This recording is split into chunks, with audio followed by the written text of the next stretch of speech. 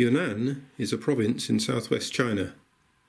We spent 2 weeks touring around Yunnan, travelling close to Tibet in the north and south to the rice terraces near Vietnam, and seeing many different ethnic peoples in their colourful traditional clothing.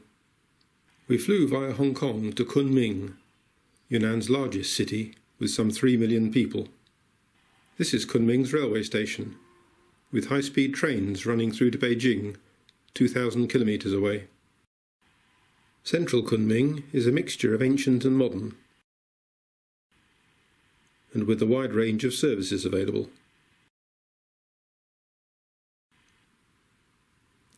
Amongst the attractions are Chonsheng Temple, shown here with its lovely lake and gardens,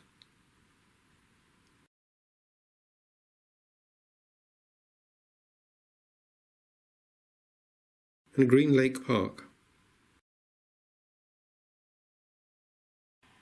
As usual in Chinese public open spaces, there were groups of people dancing.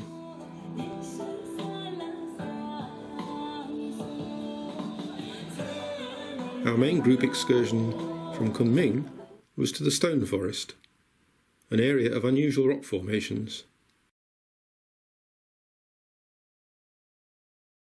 There were 15 of us in our Wendy tour group. We were accompanied throughout by Sophie, our excellent tour leader. Plus we had different local guides in each area we visited, all of whom were very good.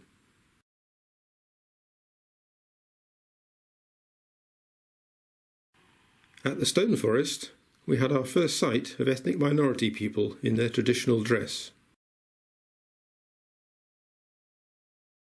From Kunming, we travelled by coach northwest to Dali.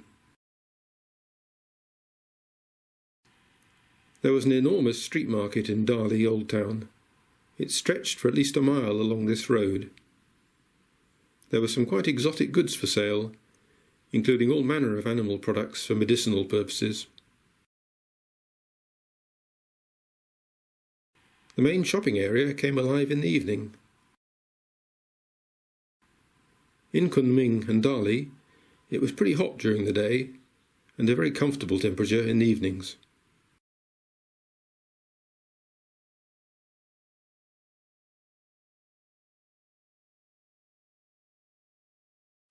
Chonsheng Temple, with its 3 pagodas, is the main attraction in Dali. The pagodas are more than 1,000 years old and have survived a number of earthquakes. It's a large site, rising from the air-high lake to the foothills of the Cangshan mountain, with several impressive Buddhist temple buildings, each separated by lots of steps. We took a trip into the countryside to Mount Weibao, a sacred mountain with about 20 Taoist temples. A Taoist master introduced us to meditation, but I found the posture far too uncomfortable to relax.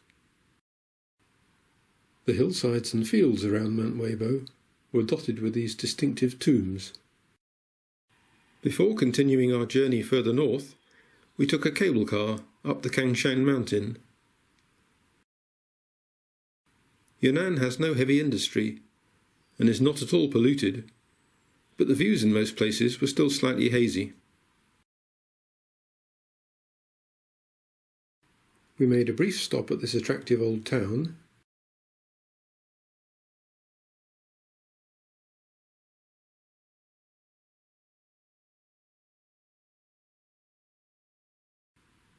before continuing to Lijiang for a 2-night stay.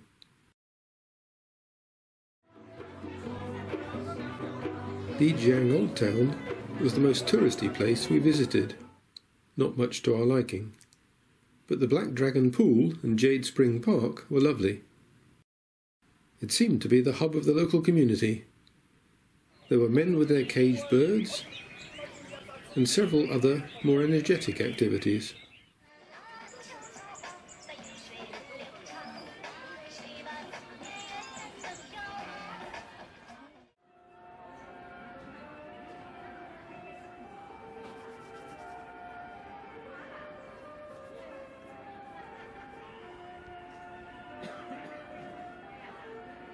I particularly liked these two.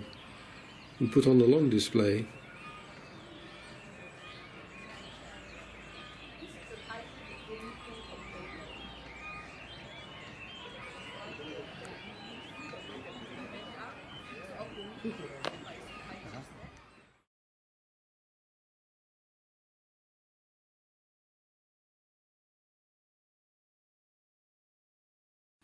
The peak of the Jade Dragon Snow Mountain is 5,700 metres above sea level. We took a cable car just up to 3,200 metres for a lovely walk to this meadow and mountain views. Tiger Leaping Gorge is so named because legend has it that a tiger crossed the river here via this large boulder. This river is the Yangtze, which springs from the Tibetan plateau and runs all the way across China to Shanghai. We continued north through some very long road tunnels and impressive scenery to the Tibetan area of Yunnan and the town of Shangri-La. It was much colder here. We had some light snow. The temple in the town has the largest prayer wheel in the world.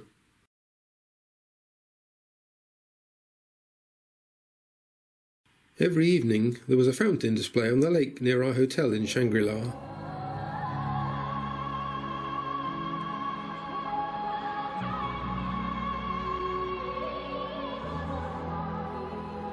But the main draw is this Tibetan Buddhist monastery. This was one of the highlights of the trip, but sadly photography wasn't allowed inside the main buildings.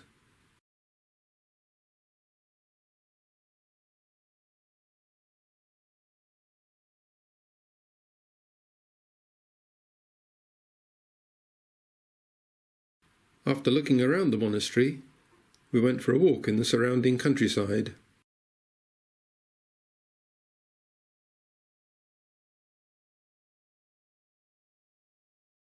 And had a picnic lunch.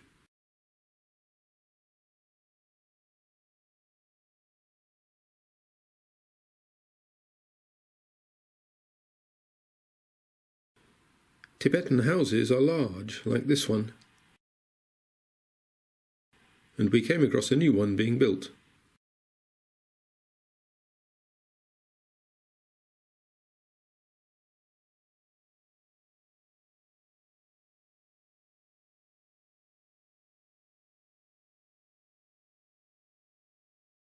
April, when we were there, is the end of their dry season, so the Napa lake was mostly dry. These are black-necked cranes. An even more unusual sight was this couple having wedding photos taken. From Shangri-La, we flew south back to Kunming and continued by road further south to Jianshui, another attractive old town with magnificent gates.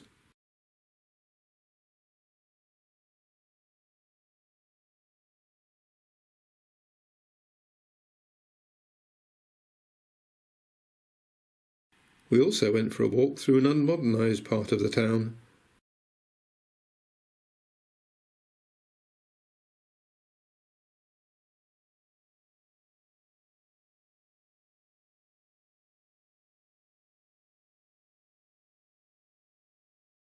And saw the making of a fermented tofu, known as stinky tofu for obvious reasons.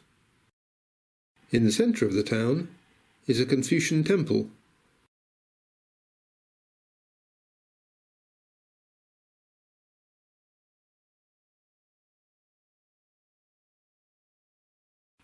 Entrance to the grounds of the temple was free for the elderly, making it a popular spot for games and dancing.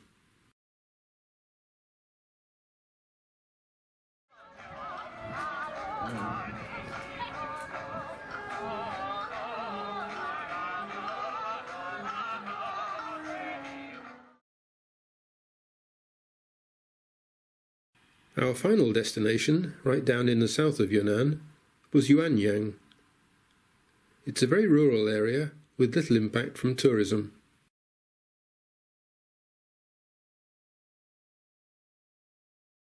The town square was lively in the evening, with bouncy castles and the usual dancing.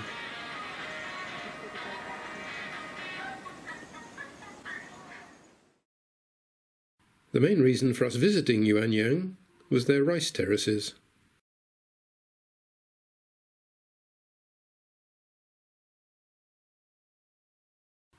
The hillsides all around are covered with terraces that were constructed about 1200 years ago and are still maintained and farmed by hand, with a little help from water buffalo.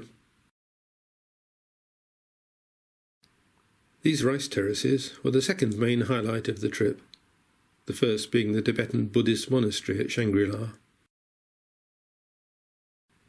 We weren't able to see the terraces at sunrise or sunset, when they're at their most photogenic, as there was too much cloud. Generally, though, we had pretty good weather, with just a couple of wet days in the 2 weeks. From Yuanyang, we had a long drive back to Kunming, where our excellent tour finished.